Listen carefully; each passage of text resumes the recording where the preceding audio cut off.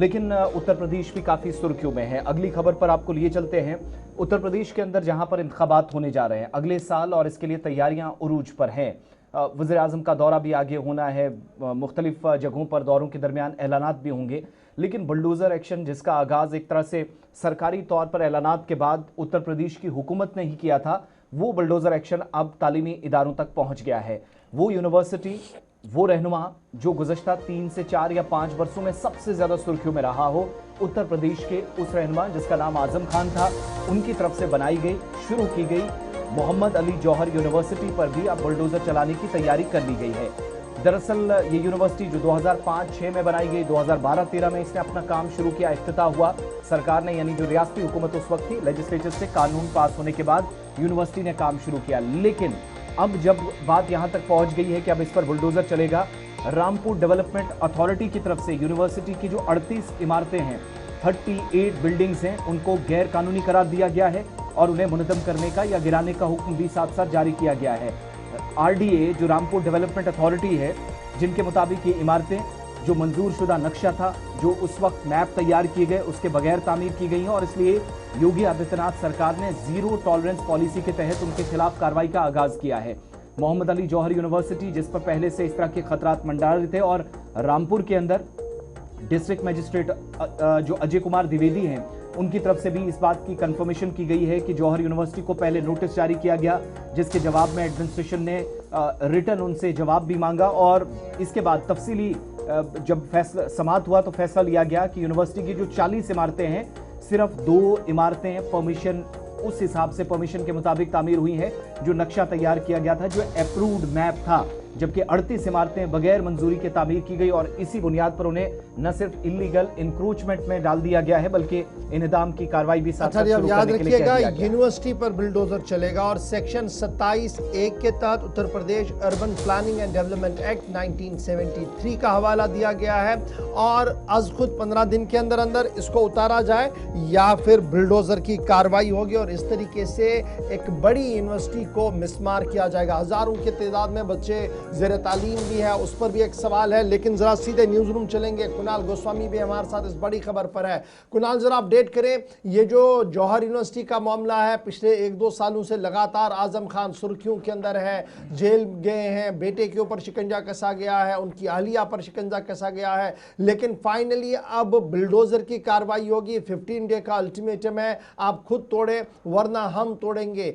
क्या कुछ ground zero पर हलचल है? समाजवादी पार्टी क्या कुछ कह रही है? सरकार जो भारतीय जनता पार्टी की योगी आदित्यनाथ की सरकार है, उन्होंने जब ये डिसीजन लिया है तो कौन से पैरामीटर सामने थे जिन पर यह डिसीजन लिया गया है? बिल्कुल, देखिए, नवंबर 2025 से आजम खान, उनके बेटे अब्दुल्ला आजम इस वक्त जेल में बंद हैं। एमपी एमएलए कोर्ट की तरफ से 2-2 पैन कार्ड रखने के मामले में उनकी जो पत्नी हैं तंजीम फातिमा, वो ऑलरेडी जमानत पर बाहर हैं और ऐसे में एक और बड़ी गाज गिर गई है क्योंकि मौलाना मोहम्मद अली जौहर यूनिवर्सिटी ना सिर्फ आजम खान बल्कि उस वक्त की मुलायम सिंह सरकार यादव का सरकार का ड्रीम प्रोजेक्ट हुआ करता था। उन्होंने कहा था कि हम ऐसी यूनिवर्सिटी एस्टेब्लिश करेंगे उत्तर प्रदेश में जो नेशनल लेवल पर आईआईएम, आईआईटी या बीएचयू, एएमयू को टक्कर देती हुई नजर आएगी और आगाज भी वैसा ही हुआ था।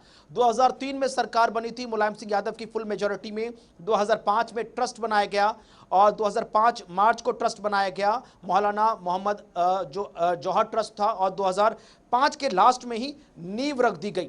अब आप उस वक्त का औरा देखिए आजम खां का, क्योंकि उस दौरान वो शहरी विकास और अनुमूलन, गरीब अनुमूलन मंत्री भी थे, सबसे बड़ा चेहरा था। ये वही टाइम था जब अमर सिंह की एग्जिट हो रही थी समाजवादी पार्टी से और आजम खां का रसूख बढ़ता जा रहा था और जब नींव रखी गई थी जौहर यूनिवर्सिटी की, तब पूरी मुलायम सरकार की एक कैबिनेट मिनिस्टर उस वक्त रामपुर में मौजूद था और पहली ईंट रखी गई थी।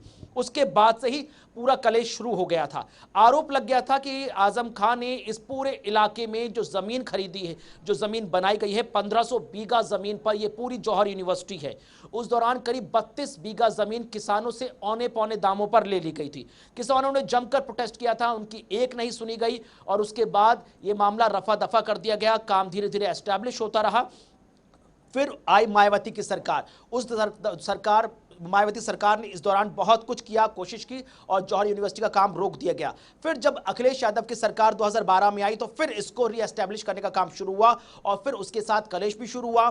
फिर से उस दौरान हमने लेकिन देखा अब फाइनली आज के दिन में एक एक्ट के तहत यूनिवर्सिटी चल रही है, रादर डिमोलिशन। क्या गवर्नमेंट इसको कंप्लीटली टेक ओवर नहीं कर सकती थी? और एक ऑलरेडी एक एसेट बना हुआ था, एसेट पर काम करती गवर्नमेंट और अपने कंट्रोल में लेकर एक यूनिवर्सिटी को चला लेती। इसमें प्रॉब्लम कहां पर अब यहीं पर पूरा पेच फंसा हुआ है, क्योंकि जो रामपुर डेवलपमेंट अथॉरिटी है आरडीए, उसके तरफ से जो डीएम ने नोटिस जारी किया, उन्होंने कहा कि हमने आपको 1 जुलाई को नोटिस दे दिया था कि भैया कि जो रामपुर डेवलपमेंट अथॉरिटी जो 2000 अच्छा ये जो पूरा इलाका है वो अलियागंज गांव का है।